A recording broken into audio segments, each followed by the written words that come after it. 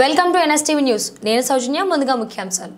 రాష్ట్ర oil seed corporation chairman గా జంగా రాఘవరెడ్డి హైదరాబాద్ బషీర్బాగ్ పరిశ్రమల భవనంలో అట్టహాసంగా అభిమానుల మధ్య బాధ్యతలు స్వీకరించారు. మంత్రుల ఉత్తమ్ కుమార్ రెడ్డి, పొన్నం ప్రభాకర్ కుర్చీలో కూర్చోబెట్టి అభినందనలు తెలిపారు. ప్రమాణ స్వీకార కార్యక్రమానికి రాష్ట్రంలోని వివిధ జిల్లాల నుంచి పార్టీ నాయకులు, కార్యకర్తలు, అభిమానులు భారీగా తరలివచ్చారు. దీంతో పరిశ్రమ భవన్ కోలాహలంగా మారింది. ఈ సందర్భంగా జంగా రాఘవరెడ్డి మాట్లాడారు. ఉమ్మడి వరంగల్ జిల్లా DCCB చైర్మన్ గా జిల్లాలోని రైతులందరికీ న్యాయం చేశానని, అదేవిధంగా బ్యాంక్ అభివృద్ధికి కూడా కృషి చేశానన్నారు. కార్పొరేషన్ పదవిని కూడా అందరికీ ఉపయోగపడేలా చేస్తానని చెప్పారు.